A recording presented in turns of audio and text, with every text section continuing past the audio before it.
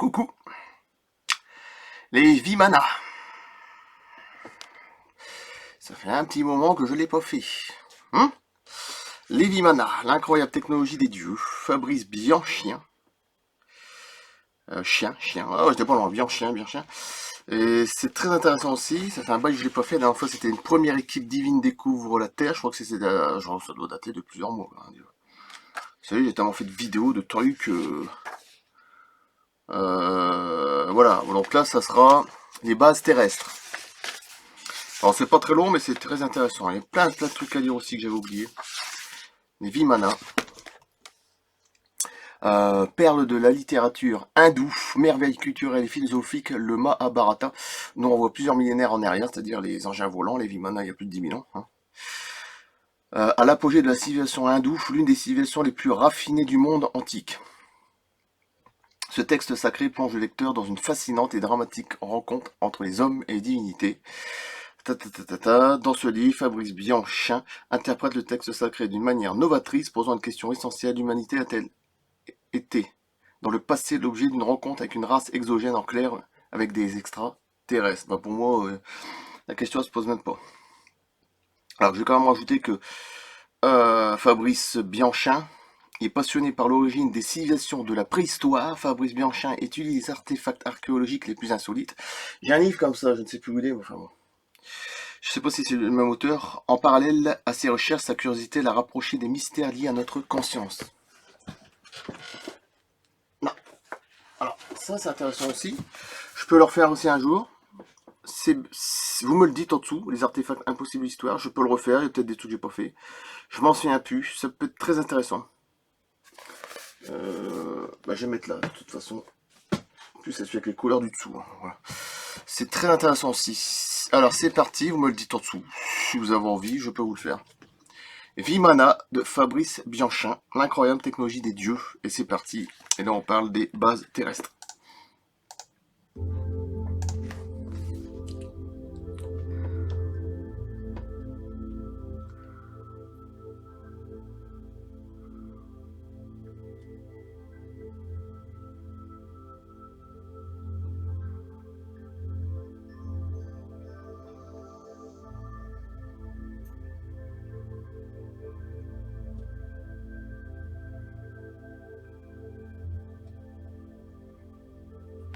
Alors, les bases terrestres. Tout comme en Inde, les dieux de Sumer, sumériens forcément, ont investi plusieurs endroits à la fois jusqu'à créer des résidences sur Terre. Ces textes précisent que celui est appelé l'Uru Sangan Anna, c'est dur à dire, littéralement la ville principale des cieux. Où de grandes plateformes avaient été construites pour que puissent atterrir et décoller les vaisseaux. De plus, des bases se situaient également au sommet des hautes montagnes caucasiennes, faisant office des quartiers généraux. Cela fait penser à l'histoire de Moïse. Lorsqu'il celle-ci gravit le mont Sinaï, pour observer Dieu arrivant dans sa nuée, qui se pose sur un dallage identique. C'est une sorte de soucoupe, ça pourrait être plus clair. Je pense aussi aux légendes grecques qui parlent d'un âge d'or où les dieux ont vécu et séjourné avec les premiers hommes, leur quartier général se situant sur le mont Olympe. En Inde, la base principale installée par les divins semble avoir été le mont Meru, dans les montagnes de l'Himalaya. Les traditions hindouistes citent tour à tour le mont Kailasa ou les monts Kaila, sacrés les uns comme les autres. Dans un de ses ouvrages, l'auteur Andrew Thomas traite sommairement de la question de ces emplacements. À travers le monde, il y a bon nombre de montagnes considérées comme demeures de Dieu. Les hindous attribuent un caractère divin au Nanda Devi, Kaila, Kanchenjunga et un bon nombre d'autres cimes. Sur le rond, ces montagnes servent de résidence aux dieux. Qui plus est, ne sont pas les pics seuls qui sont considérés comme sacrés, mais aussi les profondeurs des montagnes. Je pense qu'il y a beaucoup de bases, même en France, je ne sais plus où, dans les montagnes où il y a beaucoup d'activités insolites. J'en ai déjà entendu parler. Quand vous regardez le volcan Popocatépetl, le volcan au Mexique, les gros omnicigares là, qui atterrissent, qui font 1 kilomètre de long, tout est normal. Ou les petites boules de lumière qui se baladent autour. Bon, c'est des exemples. Shiva siège au sommet du mont Kaila comme Rinpoche. On raconte aussi de lui qu'il est descendu de la Kanchenjunga, tandis que la déesse Lakshmi, au contraire, se serait élevée d'une cime vers le ciel. En analysant ces mythes, on a l'impression d'un trafic dans les deux sens à travers l'espace qui se produisait à cette époque éloignée où les dieux se mêlaient aux hommes. L'imposant appareil qui s'est posé sur le mont Meru pouvait se déplacer au besoin. En réalité, cela ressemblait à une énorme Vimana, dont Shiva est le gardien et qui, dans le dit de Bhagavad Gita, se déplace parfois alors que les Himalayas ne bougent pas. Ce centre technique voit en apparence un balai d'objets aériens qui y entraient puis en ressortir. Les textes parlent de la montagne qui est toujours entourée de corps célestes.